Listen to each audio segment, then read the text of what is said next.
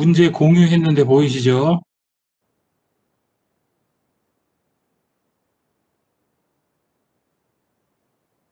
자, 보이시죠? 네.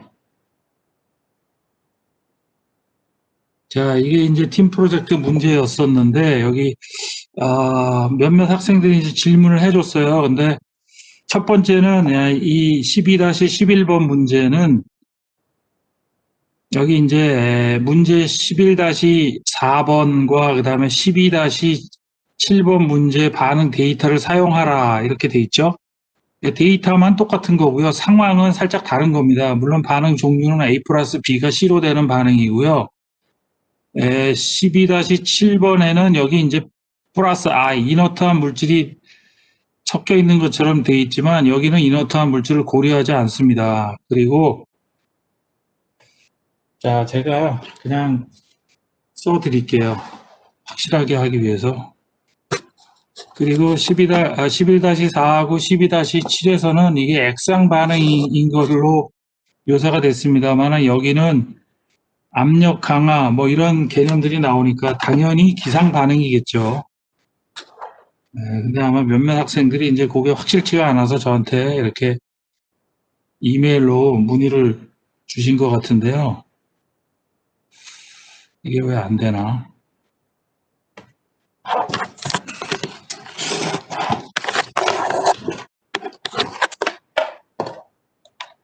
네. 이 중국제 디지타이저가 여러 가지 문제를 많이 포함하고 있네요. 자, 그래서 이거는 이제 기상 반응입니다. 기상 반응. 자, 그러면 이제 여기 압력 강화와 관련된 문제는 해결이 됐죠.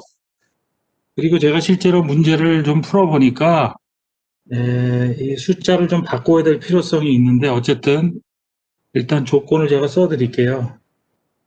여러분이 뭐 문제 11-4나 12-7을 보면 알겠지만 FA 제로 값이 얼마냐 하면 사실은 CA 제로 값 곱하기 스몰 V 제로 값 한 게 FA 제로인데요. CA 제로 값이 얼마로 생각하시면 되냐면 앞에 문제하고 똑같습니다만 제가 아예 써드릴게요. 1몰 퍼 리터라고 0.1몰 퍼 리터라고 생각하시면 되고 스몰 V0는 2 리터 퍼 세크입니다.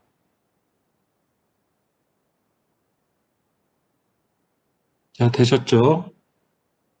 그래서 결국은 FA0를 0.2 몰 퍼 세크로 이렇게 하시면 되고요. 이게 이제 첫 번째입니다. 그 다음에 여기 온도 컴마입니다. 온도와 온도 T죠. 온도 T와 그 다음에 전하율 X 그리고 QR, QG. QR은 이제 remove 그러니까 제거열을 나타내는 거고 QG는 생성열을 나타내는 건데 그 프로필을 플롯하라. 그건 뭐 제가 더 이상 언급을 안 해도 여러분 강의 노트에 나와 있는 대로 이제 하시면 되죠. 그리고 비슷한 문제 많이 우리가 다뤄봤습니다. 그러니까 근데 이제 어떤 학생은 아마 요걸 좀 오해하신 것 같은데 온도 T를 X축으로 잡고 하는 게 아니라 여기서 플롯하라 그런 얘기는 촉매 무게 W를 당연히 X축으로 잡고 이제 Y축은 T 또는 X 또는 QR 또는 QG 이제 이런 식으로 해서 플롯한 그래프를 여러분이 제시하면 되는 거죠. 이해하시겠죠? 자, 여러분 뭐 답이 없으신데 이해하신 걸로 제가 알고 계속 얘기하겠습니다. 그래서 이 W의 범위는 여기 이제 아무 얘기가 없지 않습니까? 제가 해보니까 이게 너무 크게 잡으면 폴리메스 프로그램이 계속해서 돌아가요. 뭐 제가 글쎄 뭐 제 컴퓨터가 좀 느려서 그랬는지는 그건 잘 모르겠습니다만 제가 한 30분을 기다렸는데도 계속해서 돌아가더라고요. 그래서 그런 문제가 없는 정도의 양까지 즉 0에서부터 500kg까지를 여러분이 이 플롯하는 범위로 이렇게 설정하겠습니다. 아시겠죠? 그러니까 폴리메스 프로그램 작성하실 때 W0는 제로고 WF가 500으로 이렇게 세팅을 하시면 되는 거죠.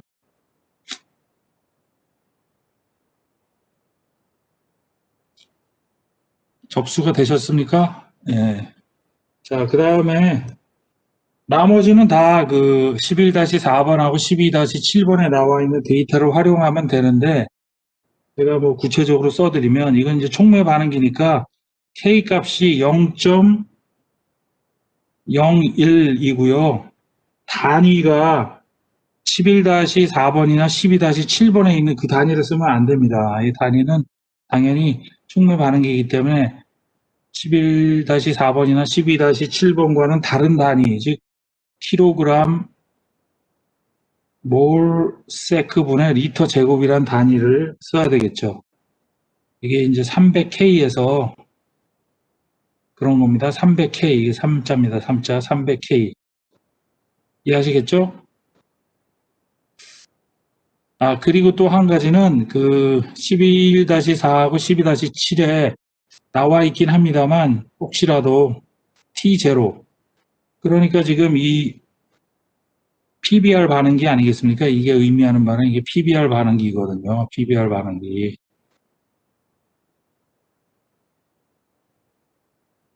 PBR 반응기고 반응기 입구에서의 반응물의 온도 T0는 300K이고요. 그 다음에 이제 PBR 반응기에다가 우리가 열 교환 장치를 다른 겁니다. 그래서 냉각 매체가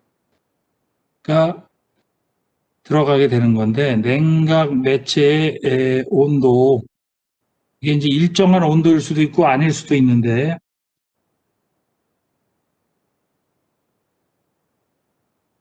B번이 이제 일정하지 않은 경우고 A번은 일정한 경우죠. 그래서 일정한 경우인데 이거는 323K라고 지금 문제에서 주어지는 겁니다. 이해하시겠죠? 그 다음에 마지막으로 액티베이션 에너지 값은 뭐 지난 그 두 문제에서하고 똑같이 만입니다. 만. 칼로리 포 몰이 되겠어요. 근데 여기서 하나 주의하셔야 될 점은 요 단위를 주의하셔야 됩니다. 요 단위가 0.08 줄로 나와 있죠. 그러니까 이 단위하고 맞추려면 칼로리로 바꿔야 되는데 줄을 칼로리로 바꾸려면 어떻게 해야 되겠습니까? 이 값에다가 4.184를 나눈 그 값을 적용을 해야 이 단위가 줄이 아니라 칼로리가 되겠죠. 이해하셨나요? 네, 콧소리로 얘기해서 미안한데 이해하셨죠?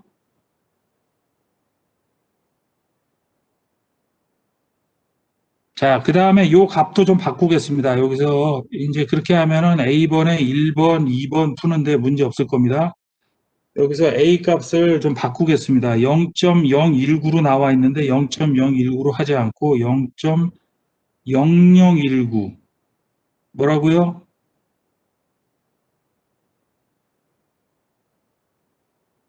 그렇죠. 0.0019. 그러니까 10분의 1 값으로 고치는 겁니다. 0.019가 아니라 0.0019. 오케이?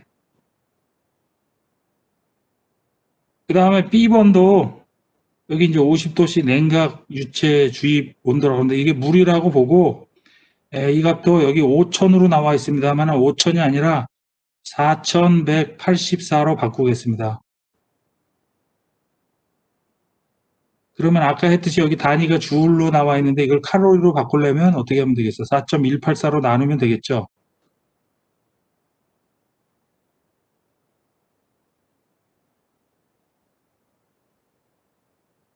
자, 킬로그램당 1000칼로리니까 1g당 1 칼로리. 이게 물의 원래 정합 비율 값 아닙니까? 물의 정합 비율이 1 칼로리 퍼 그램 K 아니겠어요? 그러니까 물이라고 보고 이제 그렇게 바꾼 겁니다. 여기 5000으로 할 이유는 없어요, 사실은. 주로 물을 쓰는데. 그 다음에 여기 0.2도 바꿔서 0.02로 하겠습니다. 0.02. 이것도 10분의 1로 줄이는 겁니다. 그래야 좀 말이 되는 답이 나오지, 이 그대로 하면은 좀 별로 의미 없는 답이 나와요. 그리고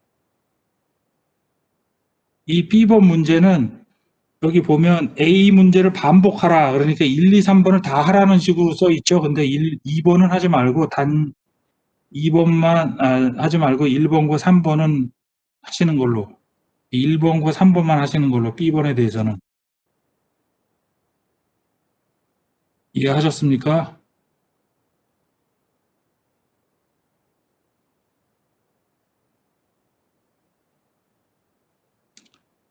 B번은 1, 2, 3 다 하는 거 아닙니다. 1번과 3번만 하는 겁니다. 요거 두 개를 반복하면 됩니다. 1번과 3번 문제를 TA가 변하는, 지금 A번은 TA가 일정하다라고 보고 풀고, B번이 이제 TA가 변한다라고 보고 푸는 건데, 2번은 하지 말고 1번과 3번만 하라 그런 얘기죠. 자, 그 다음에 C번은 이제 반응기 종류가 달라진 겁니다. 반응기 종류를 유동화 CSTR인데, 안에다 촉매를 넣어서 유동화시키는 이런 CSTR을 쓴다라고 하는 거죠. 근데 여기 나와 있는 것도 80kg로 하지 말고 500kg으로 하겠습니다. 500kg. 그러니까 아까 PBR 반응기를 썼을 때 촉매 500kg 썼을 때 결과하고 비교할 수 있겠죠. 이걸 돌렸을 때 똑같이 500kg까지 쓴 거니까. 이해하시겠어요? 나머지 값들은 여기 나와 있는 이 값 그대로 쓰시면 되고요. 자, 그래서 이런 사항을 제가 미처 인지를 못했는데 여러분이 질문을 주신 겸에 제가 어제 간단하게 풀어보니까 이렇게 하면은 문제없이 풀려요. 촉매 값을 얼마로 할지 처음에 제가 1000으로 했는데 1000으로 하니까 일부 문제는 쉽게 돌아가는데 일부 문제는 이렇게 한 30분을 기다렸는데도 폴리메스 프로그램이 답을 내지를 못하더라고요. 이 계산 구간이 너무 커서 그런 거죠. 이 수치 해석적으로 계산하는데 스텝 수가 너무 많아가지고 얘가 감당을 못하는 거예요. 데이터 수를. 그래서 그런 좀 조정을 제가 했고요. 자, 혹시 뭐 질문 또 추가 질문 있습니까? 12-1번에 대해서 여기 C번까지만 하는 거죠. D는 할 필요 없습니다.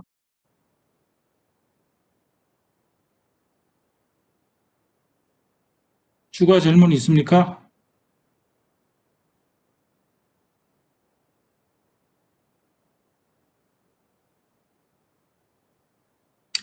자, 그래서 여러분이 이 문제를 적절히 이제 폴리메스로 풀어보면 뭐 X와 T, 그 다음에 Q와 R 이런 것들을 플롯을 하는데 여러분이 해보면 알겠지만 예를 들어서 X나 여기 이제 물론 여기 압력 강화가 있는 경우에는 압력 강화 Y도 이제 표시하는 게 좋겠죠. 압력 강화 Y.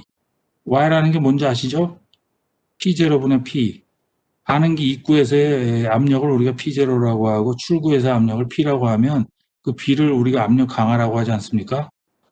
근데 이런 것들을 우리가 그래프로 그려서 보여줘야 되는데 하나씩 다 보여주자니 그래프가 너무 많죠? 이거 하나씩 다 보여주면은 세트 하나당 그래프 5개를 보여줘야 되는데 이게 너무 많으니까 물론 이걸 한 그래프로 다 보여줄 수 있으면 좋은데 이게 스케일이 다 달라요. X와 Y는 스케일이 0부터 1 사이 아닙니까? 근데 T의 스케일은 0부터 1 사이가 아니라 뭐 300 몇 도 이런 식이니까 이걸 같이 그리면 X, Y는 짜부라져서 경향성을 도저히 알아볼 수가 없죠. 스케일이 굉장히 큰 곳에다 그렸으니까. 그래서 한 가지 방법은 X와 Y가 같은 스케일이니까 이걸 예를 들면 X와 뭐 Y가 뭐 이렇게 되면 이걸 같은 스케일 그래프로 하나 그리고 그 다음에 온도 T와 그 다음에 경우에 따라서 이제 이 문제 TA가 변하는 경우 같은 경우는 TA도 그려야 되겠죠. 그래서 T와 TA를 뭐 예를 들어서 그려야 된다면 이것도 이제 한 그래프에다 그리고 그 다음에 QR과 QG 또 한 그래프에 그리고 그래서 이렇게 세 개의 세트를 제시하면 가장 좋을 것 같습니다. 이해하셨는지요?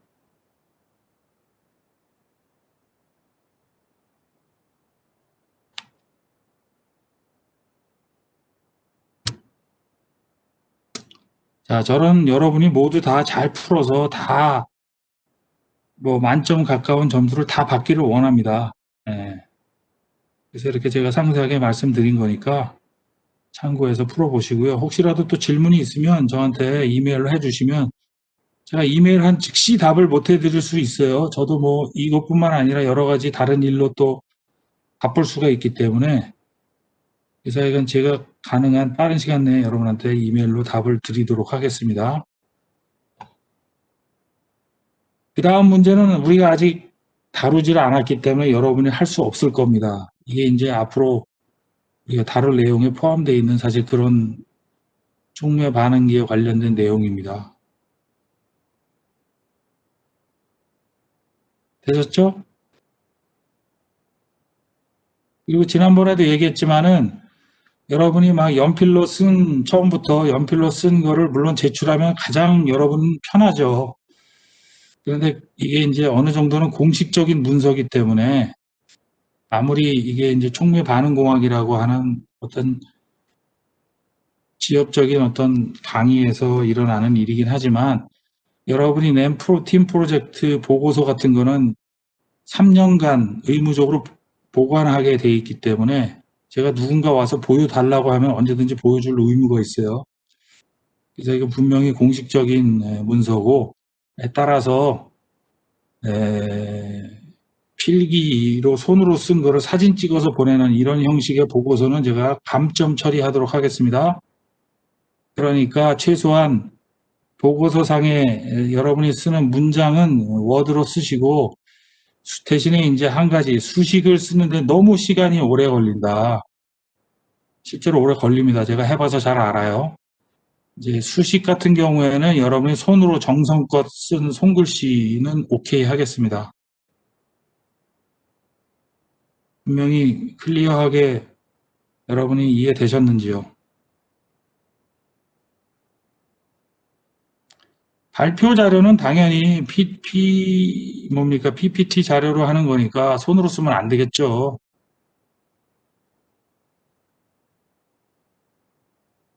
그리고 발표 자료에 나오는 수식 같은 거는 가장 편한 방법은 여러분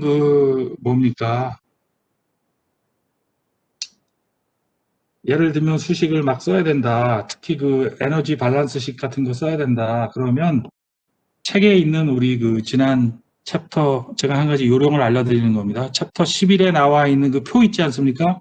거기 표에 보면 모든 경우에 해당하는 에너지 밸런스식이 다 나오잖아요. 예를 드는 거예요. 꼭 그렇게 하라는 얘기는 아니고 그거를 PDF 파일로 만듭니다. 복사를 하든지 무슨 스캔을 하시든지 해가지고 그러면 PDF 파일 예를 들어서 아도비 리더 같은 곳에서는 해당하는 영역을 잘라서 붙일 수가 있어요. 그러면 손글씨 쓰는 것보다 오히려 더 편할 수가 있습니다. 이해하셨는지요? 그래서 그런 식으로 좀 하시고요. 여러분이 과제에 제출했던 사진으로 손글씨를 찍어서 그렇게 제출하는 것은 제가 성의 부족으로 보고 숙제는 제가 뭐라고 안 그랬는데 보고서는 기말 보고서는 제가 감점하도록 하겠습니다. 그러니까 알아서 잘 하시고요. 잔소리 같습니다만 여러분이 회사 가보시면 치열합니다.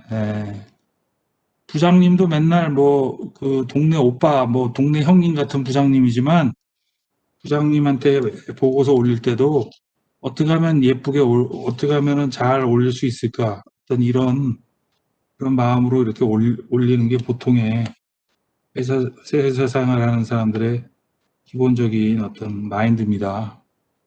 그걸 여러분 손으로 찍찍찍찍 써가지고 사진 찍은 거를 부장님한테 보내겠습니까? 여러분이라면?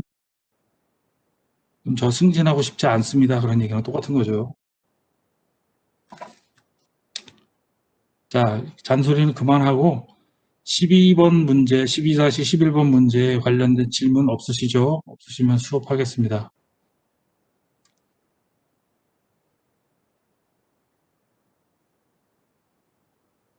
자, 요거 여러분 필기하기 싫은 사람은 요대로 화면 캡처 하셔도 됩니다. 화면 캡처. 다 억셉트 되셨죠? 내려도 되겠습니까? 네, 고맙습니다. 자, 그러면 강의 노트로 돌아가서 자, 지난 시간에 우리가 그 촉매 반응의 7개 단계를 배웠었죠. 그래서 뭐 하나씩 얘기하면 촉매라는 게 결국은 불균이 고체 촉매이면서 다공질의 어떤 지지체 속 구멍 안에다가 촉매 활성 물질인 금속 또는 금속 산화물 또는 뭐 경우에 따라서 금속 황화물 이런 것들을 이제 작은 나노 입자 형태로 알갱이를 넣어놓은 그런 상태의 불균일 고체 촉매죠. 그래서 이런 놈을 화학 산업에 쓰면은 결국은 그 세공 안으로 이제 반응물이 기어 들어가서 그 촉매 활성 물질 표면 위에 흡착하고 거기서 반응이 일어나서 다시 탈착한 다음에 나와야 되는 거니까 결국 7개의 단계란 벌크에서부터 촉매 세공 입구까지 경계층을 뚫고 들어가는 확산이 1단계고 두 번째 단계는 입구에 도달한 반응물이 그 세공을 따라서 촉매 활성 물질의 나노 입자 표면까지 가는 그 과정이 바로 그러니까 세공 확산이죠. 세공 확산이 2단계. 그러니까 경계층을 뚫고 촉매 표면까지 확산이 1단계, 두 번째가 세공 확산 2단계, 세 번째 단계는 그렇게 해서 들어간 반응물이 촉매 활성 물질 표면 위에 흡착하는 거죠. 흡착이 3단계. 그 다음에 4단계는 거기서 모종의 반응이 일어나죠. 그게 이제 반응의 종류에 따라서 여러 가지 반응이 일어날 수가 있겠습니다만 어쨌든 표면 반응이 일어나는 게 4단계. 5단계는 그렇게 해서 생성된 생성물이 탈착, 촉매 활성 물질 표면에서 떨어져 나오는 거죠. 이게 5단계고 6단계는 이제 거꾸로 세공을 기어 나와야 되겠죠. 입구까지. 그 다음에 마지막 7단계는 세공 입구에서부터 이제 벌크로 다시 경계층을 뚫고 나와야 되는 거죠. 그래서 우리가 1, 2, 6, 7단계는 확산과 관련된 그중에 1, 7단계는 경계층 확산이고 2, 6단계는 세공 확산인 그런 단계고요. 3, 4, 5단계가 바로 표면 흡착 반응 탈착과 관련된 단계죠.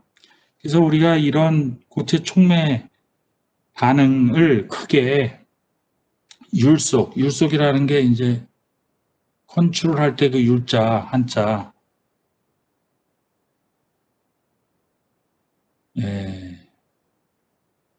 이겁니까? 이 율자에다가 이제 속도할 때 그 속자입니다. 그래서 그 결국은 속도를 컨트롤하는 단계가 어떤 단계냐에 따라서 바로 표면 반응, 즉 3, 4, 5단계가 율속인 그런 반응과 1, 2, 6, 7단계가 율속인 그런 반응으로 이렇게 두 가지로 구분을 해볼 수가 있다. 그런 얘기고요. 만약에 표면 반응이 율속인 그런 반응 같은 경우에 공통적인 특징이 있다고 그랬죠. 예를 들면 촉매 무게를 더 집어넣는다라고 해서 전체 반응 속도가 크게 달라지지 않는다라는 거고, 두 번째는 반응물의 유속을 빨리 해준다. 여기서 유속을 빨리 해주는 방법은 여러 가지가 있습니다만 그 중에 한 예는 이제 그 스터링, 영어로 교반이 스터링이죠. 스터링. 교반하는 젖개는 스터러 아니겠습니까? 이 스터링을 빨리 해주면 유속이 빨라지는 그런 것이 한 예가 될 수 있겠지만 어쨌든 그런 식으로 유속을 빨리 해준다고 해서 표면 반응이 빨라지지가 않기 때문에 유속을 빨리 해주면 확산은 빨라질지언정 표면에 흡착하고 반응이 일어나서 탈착하는 그런 것은 상관이 없죠. 그러니까 무관한 거고요. 그 다음에 활성화 에너지가 비교적 높다 그랬고 온도의 영향은 전형적인 화학 반응이기 때문에 아레니우스식을 잘 따른다. 즉 온도의 역수를 취하고 거기다가 마이너스를 붙인 거에 익스포넨셜 함수에 비례하는 아레니우스식. 그 다음에 만약에 우리가 원하는 어떤 촉매, 불균일 고체 촉매 반응의 율속이 확산과 관련된, 즉 1, 2, 6, 7단계와 관련된 그런 반응이라고 한다면 촉매를 많이 넣어주면 많이 넣어줄수록 활성점이 그만큼 늘어나는 거니까 제가 이걸 아까 잘못 얘기를 했네요. 민감한 거죠. 촉매를 많이 넣어주면 민감한 겁니다. 활성점 농도가 늘어나니까, 표면적이 늘어나니까. 그러나 확산은 상관이 없죠. 그래서 둔감한 거고요. 아까 제가 얘기를 잘못했습니다. 마음이 급하다 보니까 말이 헛나왔네요. 그 다음에 반응물의 유속을 증가시키면 당연히 확산이 빨라지겠죠.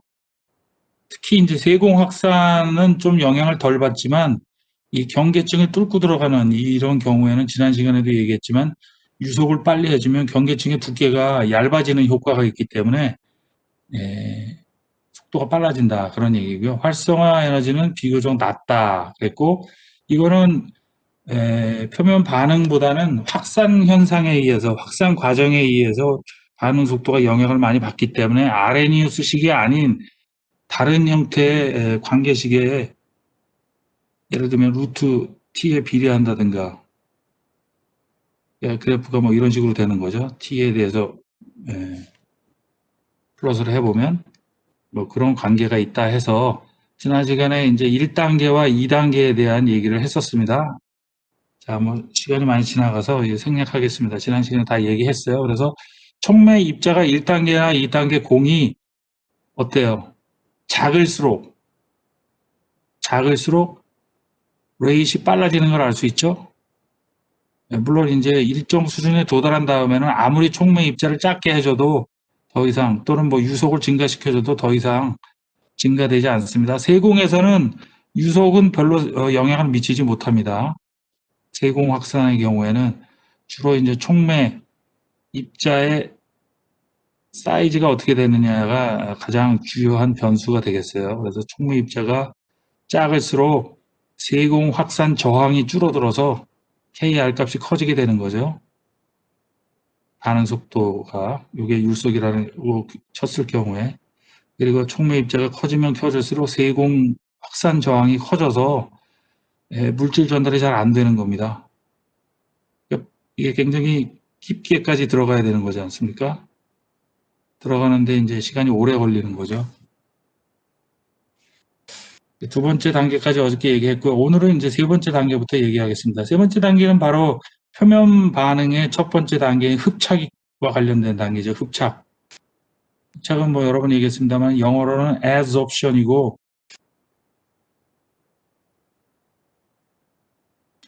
자, 그래서 우리가 1, 2단계가 물론 율속일 수도 있겠습니다만은 촉매 입자를 어느 정도 상당히 작게 해준 상태이다. 보통 촉매에 여러분 제가 실물을 보여드리지 못해서 그런데 작은 거는 글쎄요, 뭐 한 2, 3mm 정도의 이런 아주 작은 이런 구형 입자나 아니면 실린더 입자 보통 실린더 모양의 입자로 이렇게 돼 있고요. 좀 크면 글쎄 한 1cm 정도? 아주 크면 한 2cm 정도? 그 정도가 맥시멈 사이즈입니다. 대부분은 아주 이런 작은 아주 자잘한 알갱이 여러분 그 도시락 김 건조제 뜯어보면 나오는 유리구슬 알갱이 정도의 크기가 보통입니다. 그래서 그 정도로 촉매 입자를 작게 선택을 하고 그 다음에 유체 속도를 이제 어느 정도 크게 한다라고 한다면 확산에 의해서 전체 반응 속도가 좌우되는 그런 일은 거의 생기지 않는 거죠. 그러니까 이제 대부분의 그렇게 했을 경우에 대부분의 불균형 고체 촉매 반응의 율속 단계는 주로 표면 반응 단계가 되겠습니다. 즉 3단계 흡착 또는 표면 반응 또는 탈착이 율속인 그런 반응이 되겠습니다.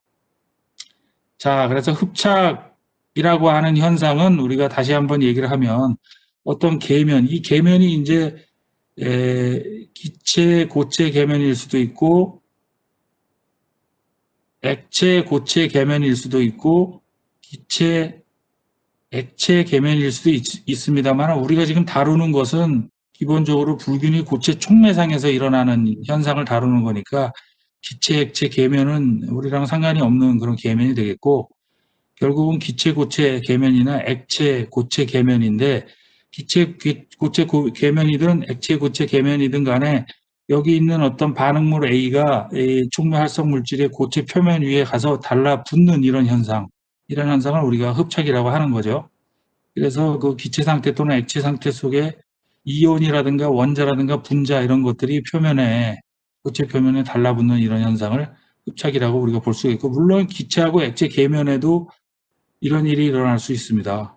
예를 들어서 여러분이 어떤 용액을 올려놨는데 용액 중에 특별한 어떤 성분이 물 위로 떠올라서 이 기액 계면 위에 집중될 수가 있어요. 전형적인 경우가 바로 계면활성제 분자 같은 것들이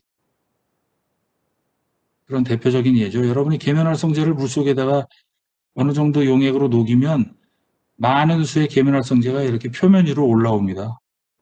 그래서 물 속에 있는 농도보다 표면의 농도가 훨씬 더 높은 경우가 많이 있어요. 그런 현상을 우리가 계면활성제의 액체 표면에서의 흡착이다 이렇게 이제 표현하는 거죠. 근데 이런 경우는 우리가 지금 다루고 있지 않는 거고, 결국 고체 표면 위에 기상 또는 액상에서의 어떤 반응물이 흡착하는 경우를 지금 다루고 있는 건데요. 자, 어쨌든 이런 흡착 현상을 우리가 크게 물리 흡착과 화학 흡착으로 구분할 수 있습니다. 물리 흡착과 화학 흡착. 그래서 물리 흡착을 physisorption이라고 하고 화학 흡착은 chemisorption이라고 합니다. 자, 영어로 뭐와 뭐가 있다고요?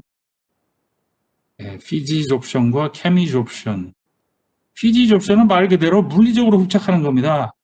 그러니까 분자가 어떤 고체 표면 위에 이렇게 가서 달라붙는데 화학 반응을 그러니까 화학 결합을 하면서 달라붙는 거예요. 화학 결합 유무에 따라서 이렇게 구분할 수 있는 겁니다. 물리책은 화학 결합을 전혀 하지 않고 그냥 그야말로 살짝 가서 그냥 내리앉는 겁니다. 이해하시겠죠? 우리가 그 지난 시간에 배웠던 지난 시간인가? 네. BET 흡착에 의해서 우리가 표면적을 실험적으로 산출할 때 다공질 고체를 액체 질소 온도에다 넣고 질소를 기화시킨 질소 분자를 흡착시키지 않습니까? 근데 질소는 비활성 기체죠. 불활성 기체. 화학 반응을 거의 하지 않는 기체이기 때문에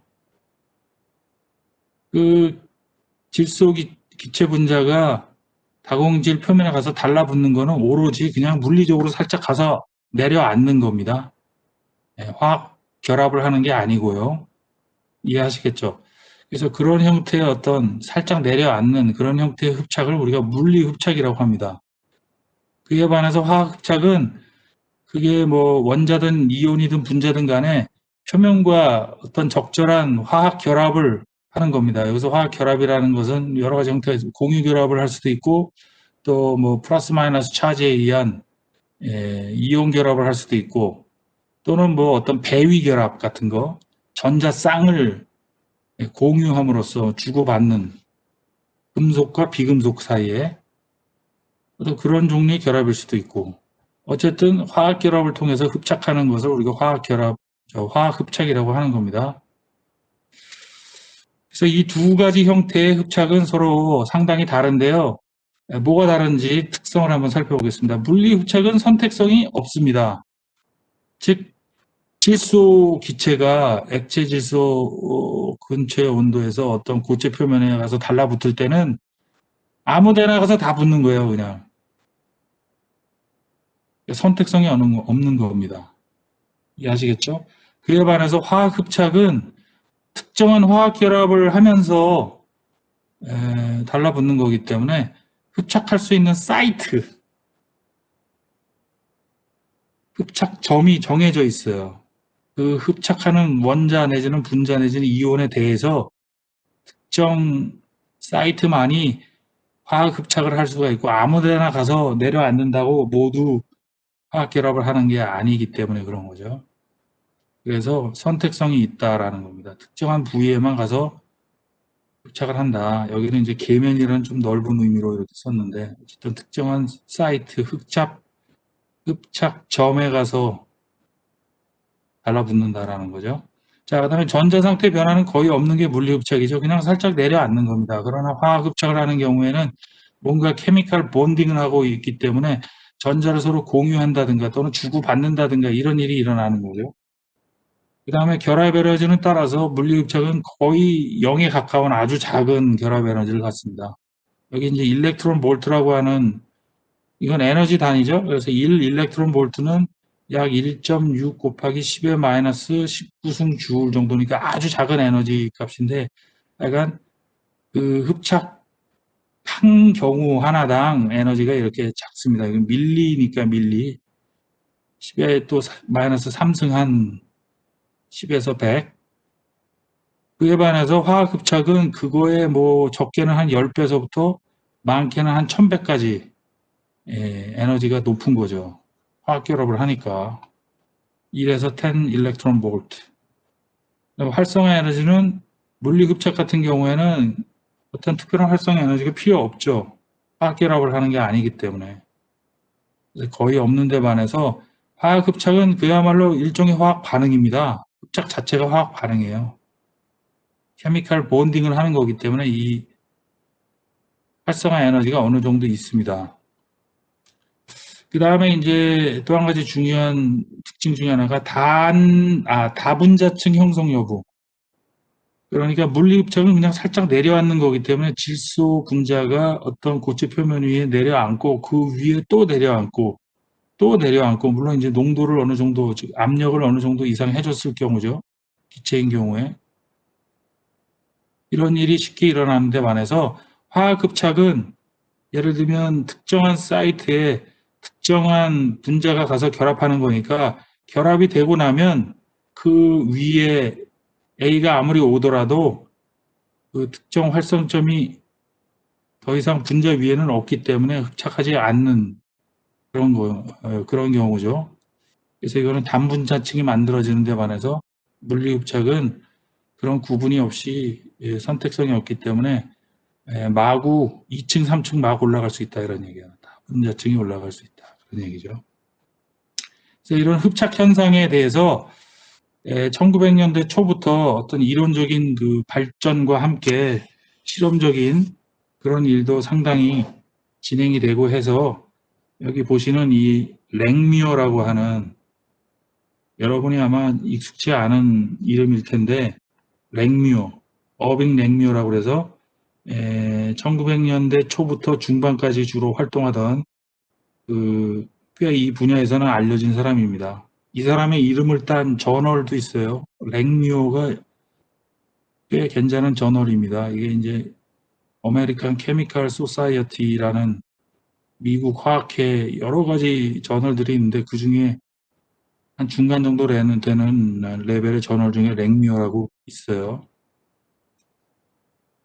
그래서 어쨌든 이런 사람들에 의해서 이 현상이 잘 이제 이렇게 이론화됐는데 이 흡착되는 이런 현상을 정량화하는 가장 대표적인 방법이 흡착 등원선입니다. 그래서 이건 제가 한번 설명해 드린 것 같은데 BT 흡착 등원선 얘기할 때 이건 다른 것이 아니라 여기 나와 있는 것처럼 흡착제라는 건 이제 고체를 얘기하는 거죠. 고체. 어떤 분자가 가서 달라붙는 그 고체, 어드소번트 흡착제 할 때 흡착이 이게 저도 한자를 하도 안 써봐서 잘 익숙치는 않은데 흡착이 이제 이거고요.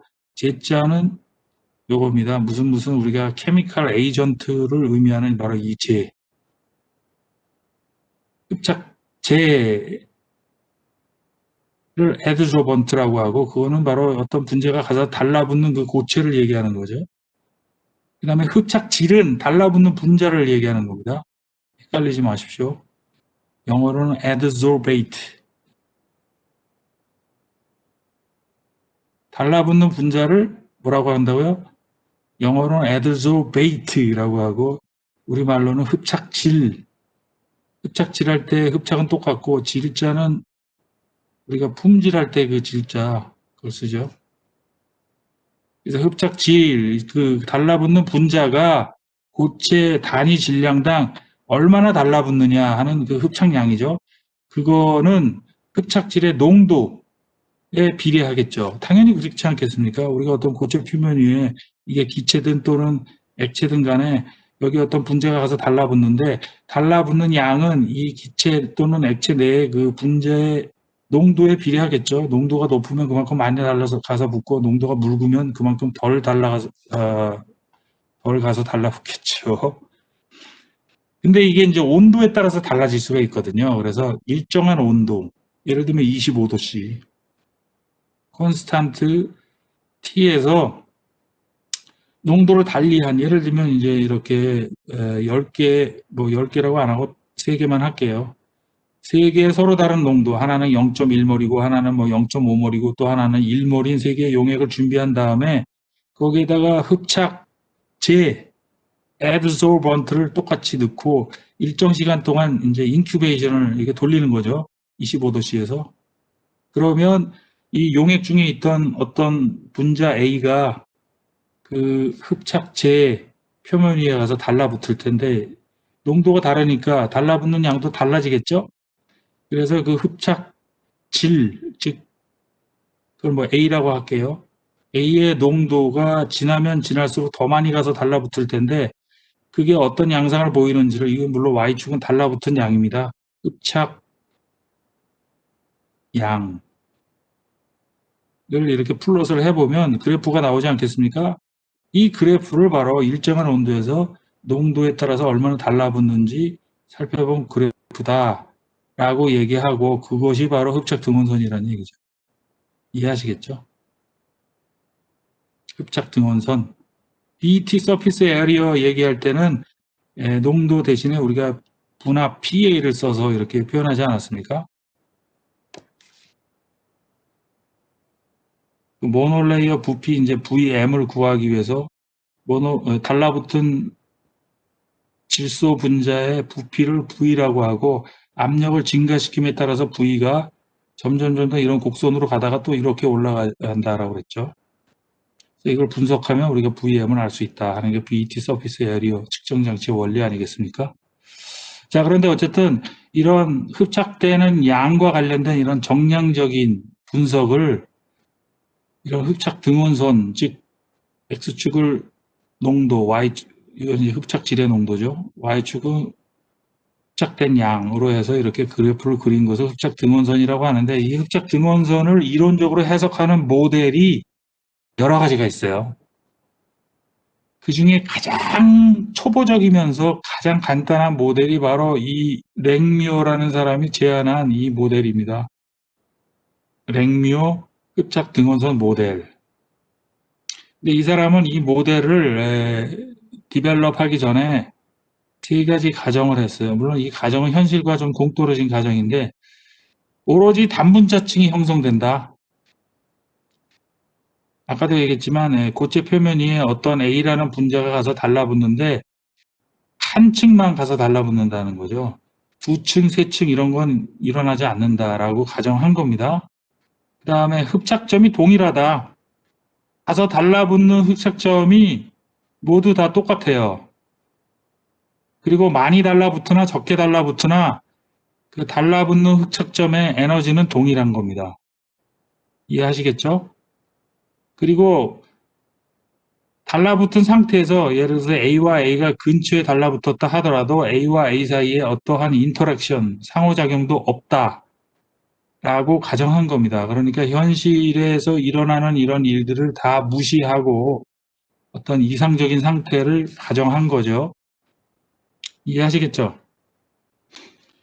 그런 어떤 이상적인 상태를 가정한 다음에 다음과 같은 과정을 통해서 결론식 요거를 유도를 했습니다. 자, 좀 순서를 바꿔서 얘기를 하면, 요 식은 여기다 다시 한번 써보면 세타 이퀄 뭐라고요? 1 플러스 KA, 이거는 이제 좀 이따 얘기하겠습니다만은 흡착 과정에 대한 평형상수 값입니다. 평형상수.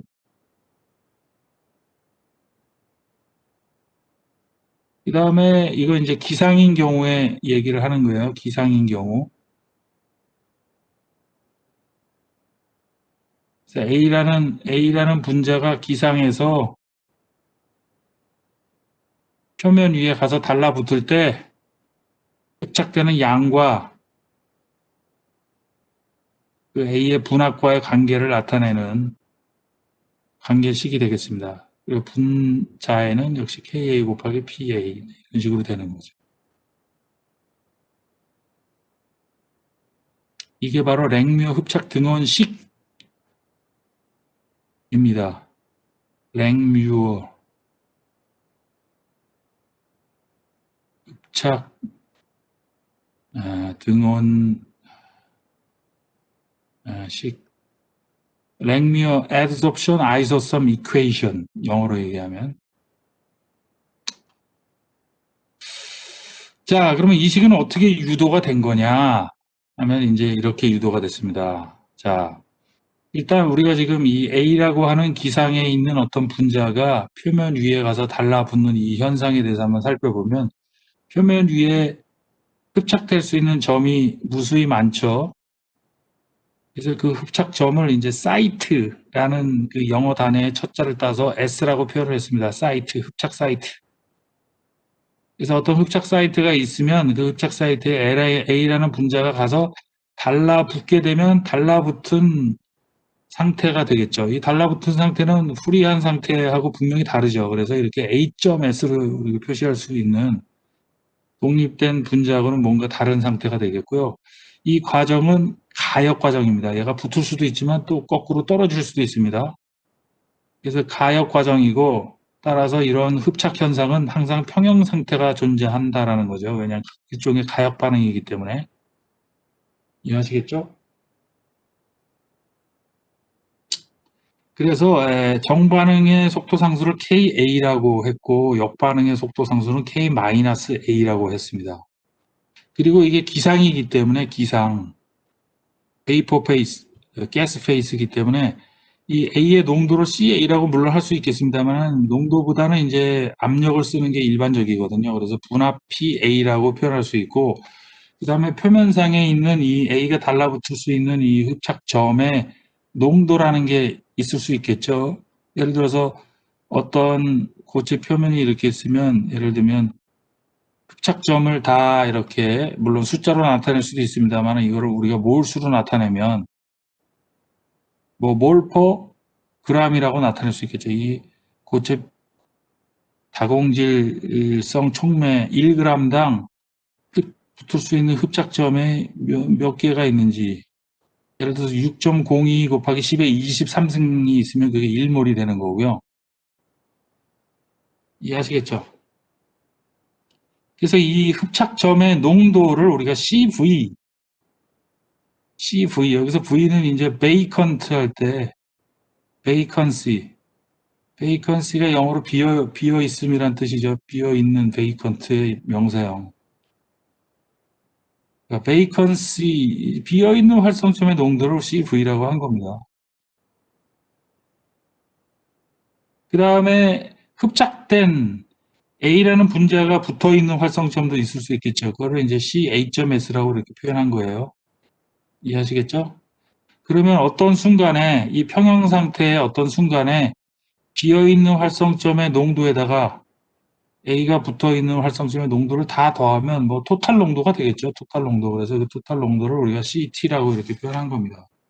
이렇게 흡착점, 즉 비어 있는 활성점과 어떤 분자가 흡착되어 있는 활성점의 농도를 산술적으로 이렇게 수치식을 맞춘 이 식을 우리가 활성점 수치식이라고 그래요.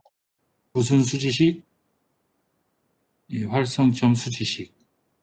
이해하시겠죠? 그건 다른 것이 아니라 CT는 CV 플러스 CA.S다. 이제 이렇게 표현할 수가 있는데, 자, 이 흡착, 가역 반응에 대해서 순 흡착 속도, 뭐, adsorption의 첫자 두 자를 따서 우리가 RAD라고 이렇게 표현한다면, 순 흡착 속도는 정반응 속도 빼기 역반응 속도죠. 그래서 정반응 속도는 이제 KA 곱하기 요 A의 농도니까, A의 농도를 나타내는 이 압력 PA, 그 다음에 활성점의 농도를 나타내는 CV, 이게 바로 정반응 속도가 되겠고, 역반응 속도는 거꾸로 가는 거고, 이번에는 이게 이제 반응물인 셈이니까 K-A 속도 상수에다가 CA.S를 곱한 거죠. 이게 바로 순, 즉 net adsorption rate가 되겠습니다.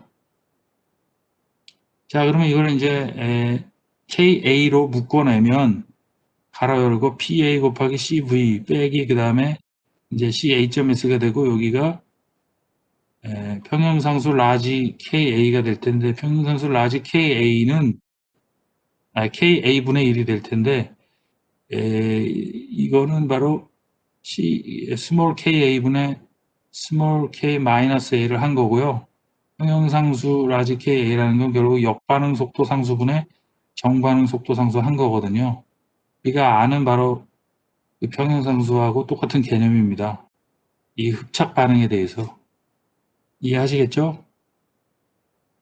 그런데 이제 만약에 평형 상태에 도달했다라고 한다면 곱보기인 이 순 흡착 속도는 0이 돼야 되는 거죠. 평형 상태라는 것이 가역 반응의 경우 역반응 속도하고 정반응 속도가 같아져서 겉으로 보기에는 순 반응 속도가 0인 그런 상태를 평형 상태라고 하지 않습니까?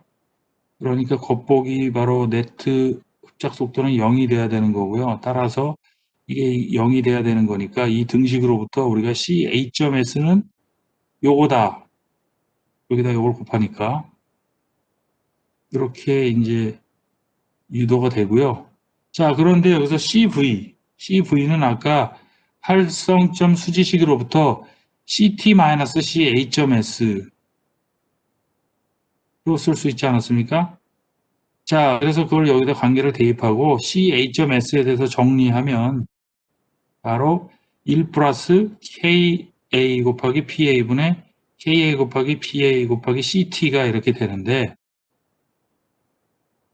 결국 흡착된 A 성분의 농도를 나타내는 게 되는 거고 그거는 이렇게 토탈 농도 곱하기 어떤 A의 분합의 함수로 라지 K는 상수니까 이렇게 나타낼 수 있다라는 거고요. 이걸 좀 다른 표현으로 양변을 CT로 나누면 결국 CT분의 CA.S가 좌변이 되고 우변이 이렇게 되는데 CT분의 CA.S란 뭡니까? 어떤 불균일 고체 촉매가 있으면은 그 촉매상에 활성점이 예를 들어서 100개가 있는데 이 100개라는 거는 체크하기 전에 토탈 농도죠. 근데 실제로 A가 가서 달라붙은 놈은 50개만 달라붙었다. 그러면 CA.S가 50이라는 얘기죠. 그러면 분율로 따지면은 얼마 정도가 가서 달라붙었느냐 하는 거를 분율로 나타내는 게 바로 세타죠, 세타. 그래서 이거를 adsorption fraction이라고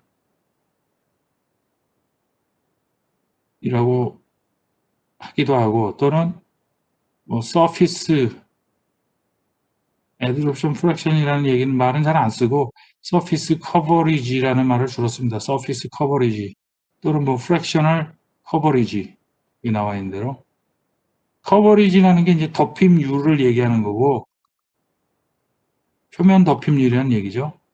그거를 이제 분율로 나타낸 덮임률이다 그런 뜻으로 서피스 커버리지 또는 프랙셔널 커버리지라고 이렇게 얘기를 합니다.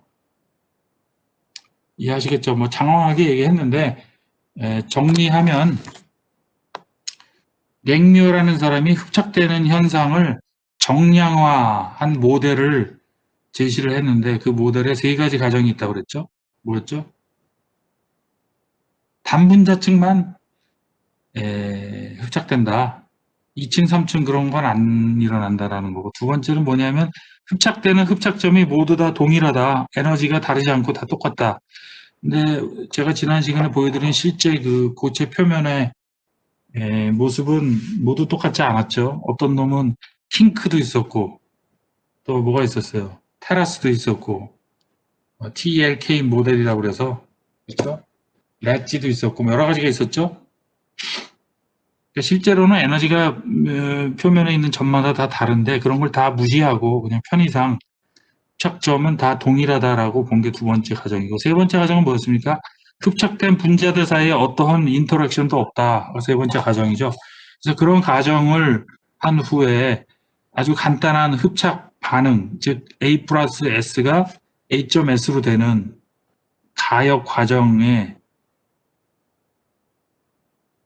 평형 상태에서의 그 흡착 속도 이퀄 0이라고 하는 식과 그 다음에 무슨 수지식?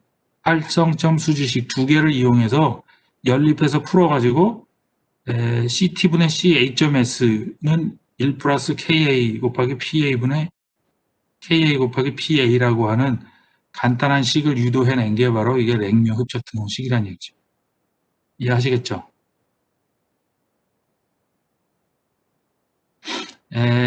그리고 제가 온라인 시험이 아니더라도 이런 거 뭐 유도하는 시험 문제는 내지는 않을 테니까 참고로 해서 그냥 보시면 되겠습니다만 유도할 줄 알면 더 좋겠습니다.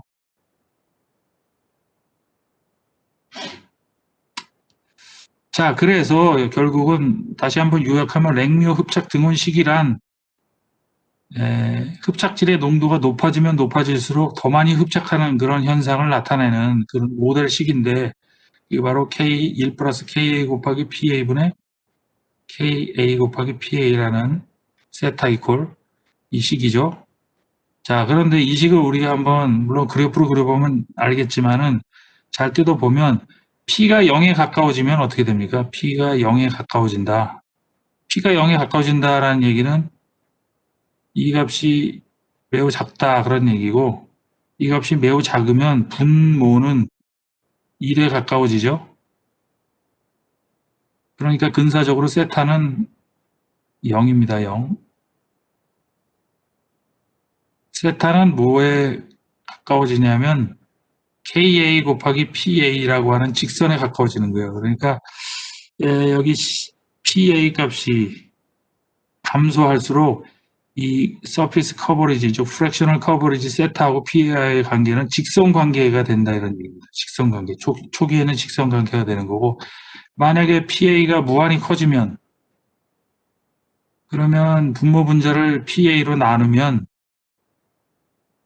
분모가 PA분의 1 플러스 KA가 되고 분자는 KA가 되지 않습니까?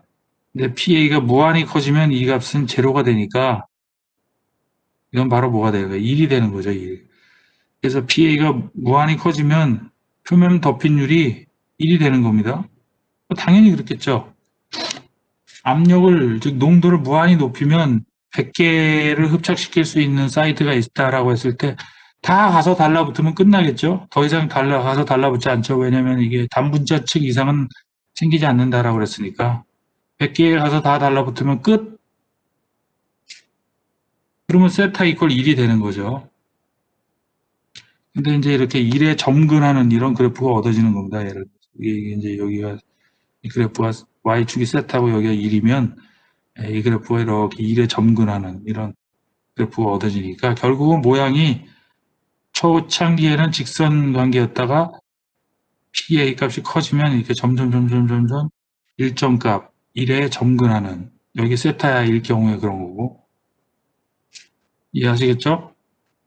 이런 모양의 그래프가 바로 랭미어 흡착 등원 시계의 모양이다. 제가 지금 한 얘기가 바로 이 얘기입니다. PA가 0에 가까워지면 세타는 KA 곱하기 PA라고 하는 직선이 나오고 PA가 매우 큰 값이면 세타가 1에 점근한다. 그런 얘기죠.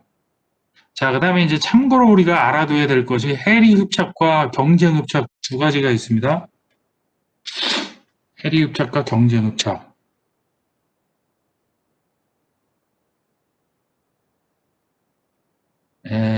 제가 여기 간단하게 필기를 할 테니까 여러분이 알아서 필기하시면 좋을 것 같아요.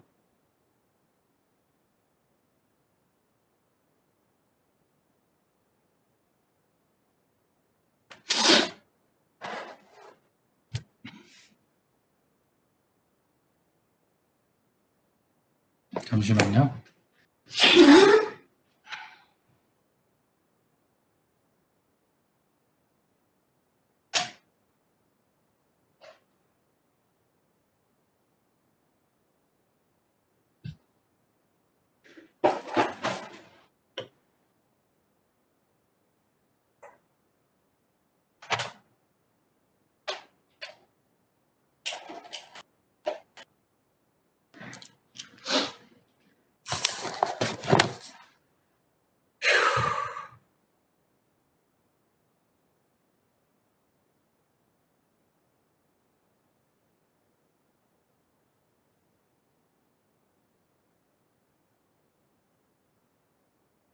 어,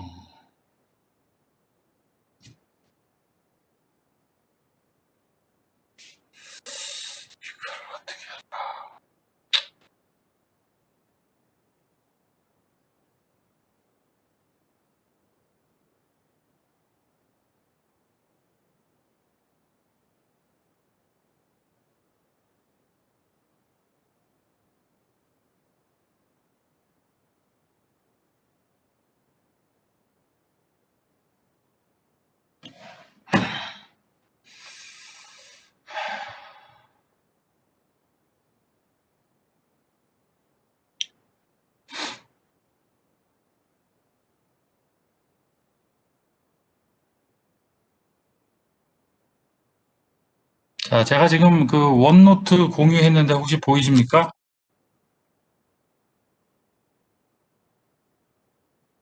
원노트 공유했는데 보이시죠?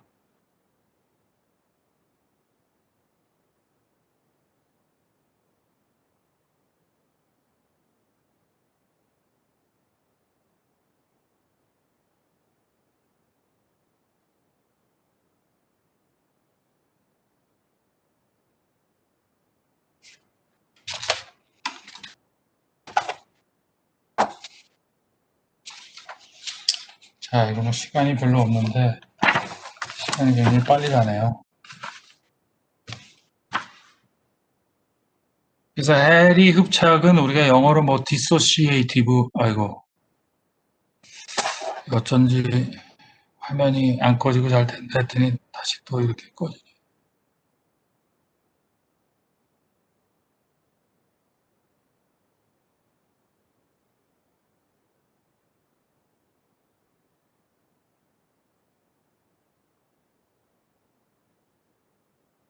이 dissociative adsorption이라고 하고 해리란 말이 이제 쪼개진다 그런 뜻이에요. dissociation.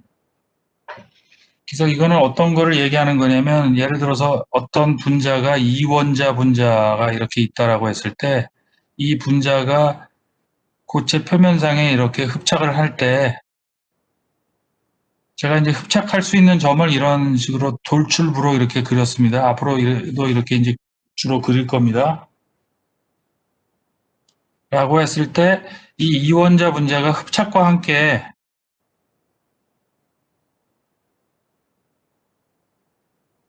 분자가 원래 했던 그 결합이 깨지는 거죠.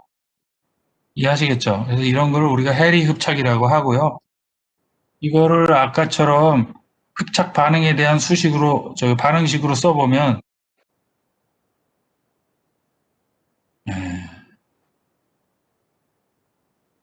아까 우리가 그 흡착 사이트를 S로 이렇게 표현하지 않았습니까? 이번에는 이제 이게 해리 흡착하면서, 이 원자, 분자가 깨진 그 각각의 원자가 활성점, 즉, 흡착 사이트 각각에 가서 붙게 되는 거니까, 이런 식으로 묘사할 수 있고요. 이게 A.S가 두 개가 생기는 이런 반응으로 우리가 묘사할 수 있죠.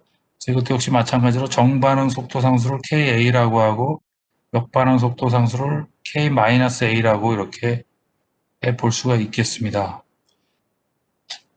자, 그러면 먼저 이제 우리가 따져봐야 될 것은 아까하고 마찬가지로 활성점 수지식. 네,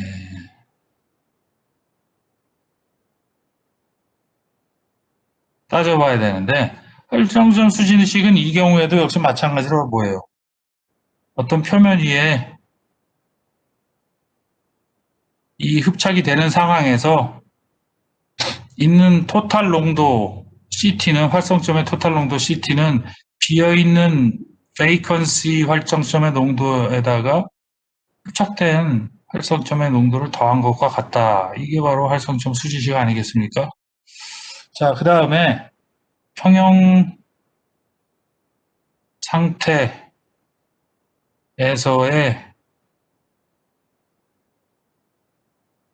순흡착 속도식 지금 아까 얘기했듯이 뭐 R sub AD라고 한다면 이건 뭐였어요? 이 경우에 지금 적용을 시켜보면 정반응 속도 상수 KA 곱하기 그 다음에 이게 이제 기상이라고 칩시다. 기상. 그러면 당연히 이 원자 분자를 이거를 뭐 A2라고 해봅시다. 그럼 이 원자 분자인 A2의 분합이 바로 그 농도겠죠. 기상이니까. 에 비례할 것이고 그 다음에 흡착점 비어있는 흡착점이 각각 한 개씩 두 개가 반응하는 거니까 CV 곱하기 CV 이런 식으로 나타날 수 있겠어요. 그렇지 않겠습니까? 그 다음에 빼기 역반응은 속도 상수가 K-A 곱하기 CH 2.s의 제곱이죠, 이것도. 여기 2가 있으니까. 그래서 이게 바로 순흡착 속도식이 되겠고, 평형 상태에서는 평형 상태를 이퀄리브리엄이라고 이렇게 쓰고 줄여서 제가 이런 식으로 쓰겠습니다. 평형 상태에서는 at equilibrium에서는 RAD가 이게 제로가 된다. 따라서 이 식을 우리가 제로로 놓고 간단히 CA.S에 대해서 정리하면, 요거에 대해서 정리하면 이제 원래 제곱이죠. 그 다음에 요게 요렇게 가니까 뭐가 돼요?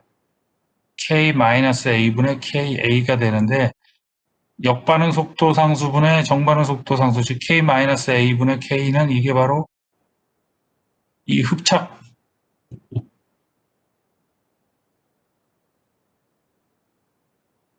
흡착에 대한 평형상수 값이죠. RGKA죠. 그렇지 않습니까? 그 다음에 곱하기 PA의 2가 되는 거고, 여기가 CV의 제곱이 되겠죠. 오케이? 그러므로 CA.S에 대해서 쓰면 결국 루트 KA 곱하기 PA2가 되고, 그 다음에 곱하기 CV 이렇게 되겠죠. 그런데 활성점,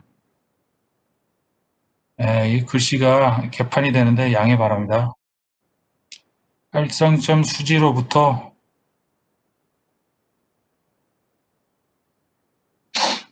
CV는 CT-CA.S라고 쓸 수 있겠죠? 안 그래요? 자, 그래서 이걸 여기다가 대입을 해보면 결국 CA.S는 루트 KA, 이제 라지 KA입니다. 여기 PA2에다가 CT-CA.S가 되니까 이거를 CA.S에 대해서 정리하면 뭐가 되겠습니까? 바로 1 플러스 루트 KA 곱하기 PA2분의 루트 KA 곱하기 PA2 곱하기 CT가 되겠죠. 그래서 양변을 뭐 CT로 나누면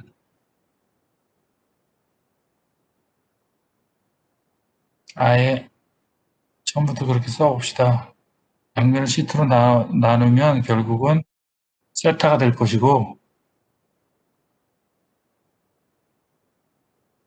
세타는 이퀄 결국은 CT분의 CA.S가 되는데, 따라서 요 식이 유도가 되죠. 지금 분자 두 개가 흡착하면서 떨어지는 경우가 이렇게 됐고, 예를 들어서 분자 세 개가 아니라 세 원자가 예를 들어서 모두 이렇게 쪼개지면서, 참 이거 어렵네. 쪼개지면서 되는 경우에는 여기가 2분의 1승이 아니라 3분의 1승이 되겠죠. 만약에 N개가 동시에 N개로 쪼개지면서 흡착하는, N개 사이트에 흡착하는 경우에는 이게 2분의 1승이 아니라 N분의 1승이 되겠죠.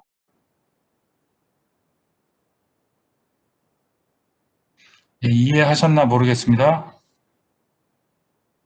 다시 강의 노트로 돌아와서, 그래서 바로 N개로 쪼개지는 해리 흡착의 경우에 이제 이렇게 쓸 수가 있는 거고요. 세타는 1 플러스 KA 곱하기 PA의 N분의 1승분의 KA 곱하기 PA의 N분의 1승 이렇게 쓸 수가 있는 거고, 수소 분자 같이 2원자 분자인 경우에는 이 N이 2가 되니까 결국 1 플러스 KA, 루트 KA 곱하기 PA분의 루트 KA 곱하기 PA가 이제 되는 거죠. 이해하시겠죠? 경쟁 흡착도 있어요. 경쟁 흡착. 그것도 제가 잠깐 소개를 할 테니까 한번 같이 봅시다.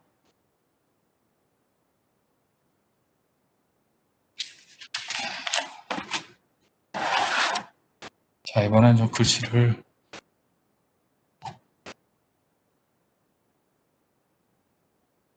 잘 써보도록 해볼게요.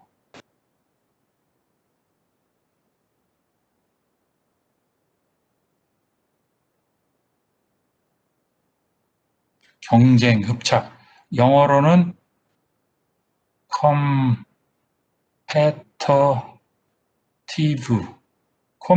컴피티션이 영어로 경쟁이고, 컴패터티브는 그 형용사형 아니겠습니까? 경쟁의 그런 뜻이죠.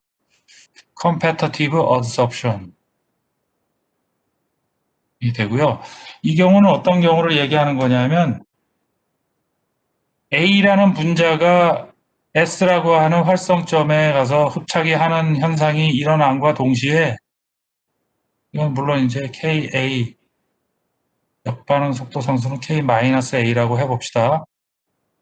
그와 동시에 또 다른 B라는 분자가 경쟁적으로 같은 활성점에 여기 S와 S는 같은 종류의 활성점입니다. 구별을 안 했습니다.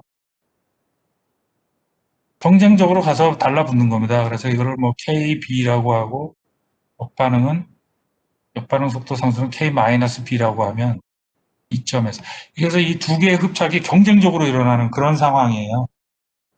이해하시겠죠? 자, 그러면 일단 활성점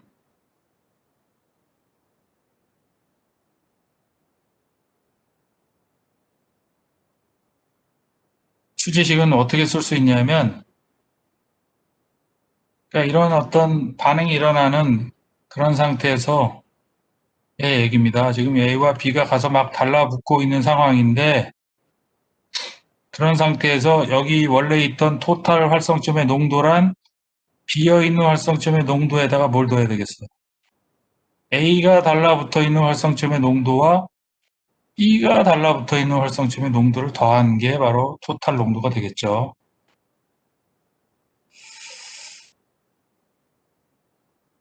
그 다음에 이제 A의 흡착 속도 식을 이제 순수한 A의 흡착 속도식을 써보면 뭐 RAD라고 쓸 수가 있겠는데 R입니다. R. 이건 뭐 당연히 KA 곱하기 뭐 기상이라고 칩시다. 기상. 이것도 기상. 가스 페이스. 그러면 여기에 이제 농도를 PA라고 해야 되겠죠. PA 점 그다음에 막 CV에 비례하니까 이게 요 농도가 CV 아니겠습니까? 그다음에 역반응 속도 상수가 바로 이거는 아무것도 아니에요. 이거 지워야 되겠네. 헷갈릴.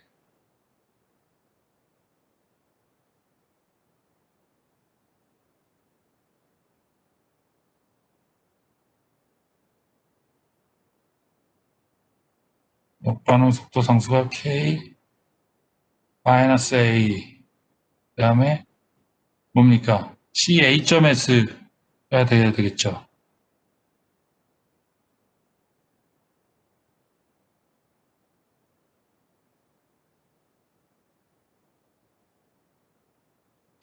그리고 이게 이제 평형 상태에서는 이퀄리브리엄을 이런 식으로 쓴 겁니다. EQL 그다음에 이게 뭐야 어퍼스트로피 그다음에 M 이런 식으로 줄여서 쓴 거고요. 이퀄리브리엄에서는 이게 0이 돼야 되는 거죠.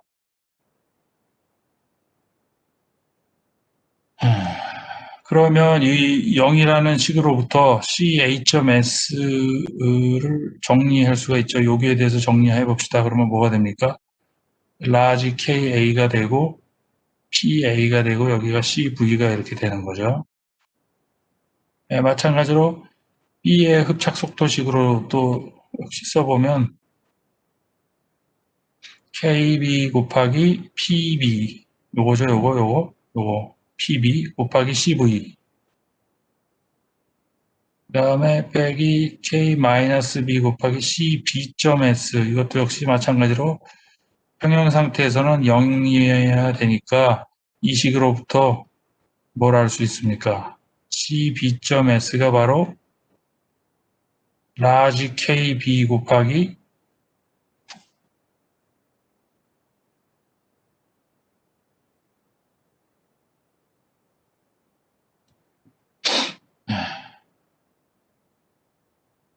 라지 KB 곱하기 PB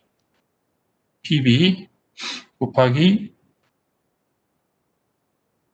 CV라는 걸 알 수가 있죠. 자, 그래서 이 각각의 식을 우리가 활성점 수지식에다 대입을 해보면 결국 CT는 뭐가 됩니까? CV, 그 다음에 이제 CA.S인데 CA.S가 요거라고 그랬으니까 이걸 여기다 써봅시다. KA, PA, CV. 그 다음에 여기가 KB, PB, CV 이렇게 되니까 그러므로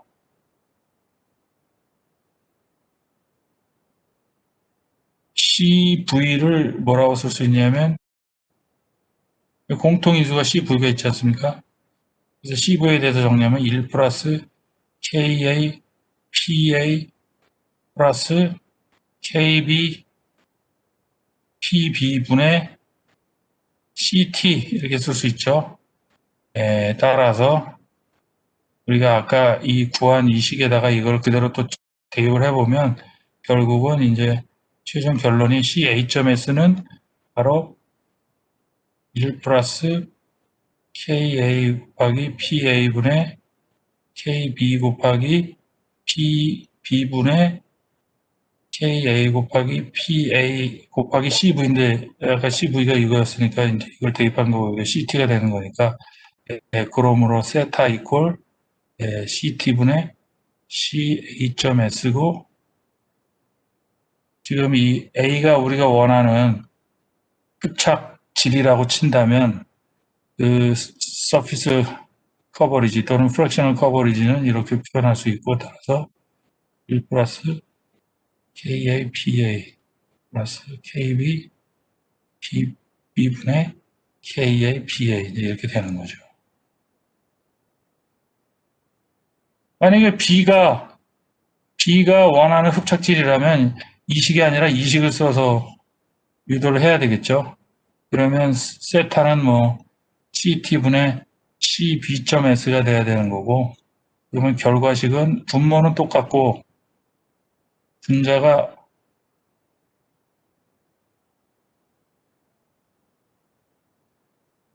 KA가 아니라 KB 곱하기 PB가 되는 거죠.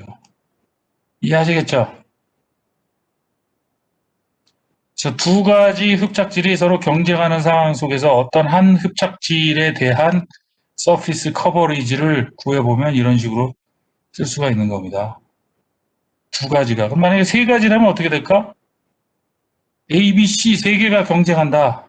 그러면 역시 비슷한 과정을 통해서 유도를 해보면 되고 참고로 제가 위에다 쓸게요. 해보나 마나 세타 이퀄 이게 이제 그 중에서 A가 우리가 관심 있는 흡착질이다 하면은 이거는 CA.S, CT가 되는 거고 이거는 해보나 마나 1 플러스 분모가 KB, PB, KA부터 써야 되는데 KA, PA 그 다음에 이제 C가 있으면 또 C에 해당하는 항이 또 여기 오게 되는 거죠. KC, PC분의 KA 곱하기 PA 이해하시겠죠? 그래서 세 개가 경쟁하면 여기 분모에 KC, PC가 하나 더 늘어나는 거고 D가 있어서 또 네 개가 경쟁하면 분모에 KD 곱하기 PD만 하나 더 늘어나는 거고 분자는 똑같아요. 이해하셨나요? 이런 게 바로 이제 경쟁 흡착입니다. 여러분이 흡착과 관련된 뭐 기본 사항 이거 이제 많은 분야에 많이 활용되고 있으니까 여러분 뭐 상식보다는 좀 더 어드밴스드된 그런 지식이지만 알아두면 도움이 될 겁니다. 다시 반응 강의 노트로 돌아가서 그래서 A와 B가 경쟁하게 되면 A에 대한 서피스 커버리지 세타 A라고 이런 식으로 표시하면 이렇게 되는 거라 그런 얘기죠. 이해가 됐죠? 자, 이게 생각보다 시간이 많이 걸리는데 한 30초만 더 설명하고 끝내도록 하겠습니다. 그래서 지금 우리가 흡착 현상에 대한 그 랭묘 흡착 등원식과 그 모델에 대해서 얘기를 했는데 이런 식의 모델이 여러 가지가 있어요. 랭묘는 가장 초보적인 모델이고 랭묘의 가정 중에서 현실과 맞지 않는 가정은 단분자 측만 형성된다라는 거죠. 그리고 또 한 가지가 모든 흡착점의 에너지는 동일하다라는 건데 그렇지 않죠. 그중에서 특히 두 번째 가정이 이제 현실과 많이 괴리가 생기는 가정인데 따라서 그 이후에 사람들이 그 두 번째 가정을 실질적으로 고려해주기 위해서 여러 가지 제안을 했어요. 그 중에 한 사람이 프론트 리치, 이거 영어식으로 읽으면 그렇고 독일어식으로 읽으면 프론트 리히 흡착 등원식인데 그거는 바로 이런 식입니다. 아까는 세타가 랭미오는 제가 그냥 L이라고만 쓸게요. 랭미오는 세타가 어떤 분수식이었죠. PA의 분수식 아니었습니까? 그런데 프론틀 리히에서는 세타는 PA의 지수입니다. 지수승으로 이렇게 표시되는 일종의 거듭 제곱 함수가 되는 거죠. 그리고 여기서 K는 흡착점과 관련된 상수고 N은 흡착 세기와 분자 반발력과 관련된 상수고요. 그와 유사한 가정으로 그래서 여기서는 이제 중요한 게 에너지적으로 불균형한 고체 표면이고 그것이 지수적으로 감소한다. 그러니까 세타가 그러니까 분자가 많이 붙으면 붙을수록 그만큼 더 붙기가 어려워지는데 그 어려워지는 정도는 지수적으로 이제 감소한다라는 거고 템킨이라는 사람은 흡착이 되면 될수록 어려워지되 지수 함수적까지는 아니지만 직선적으로 감소한다 이렇게 이제 얘기를 한 거고 이와 같은 로그 함수입니다. 로그 함수 템킨이 자 오늘 여기까지 하고 나머지 시간은 내용은 다음 시간에 하겠습니다. 아 그리고 지난 시간에 얘기했듯이 다음 주 수요일 날 오후 7시에 보강 수업을 해야 될 것 같아요. 제가 알려드린다고 그랬죠. 자, 혹시 뭐 이견 있는 사람은 다음 시간에 논의하는 걸로 하겠습니다. 자, 수고했습니다. 오늘 여기까지 하겠습니다.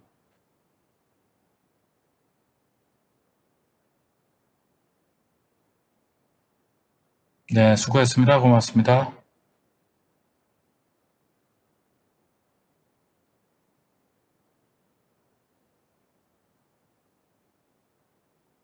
네, 수고했습니다.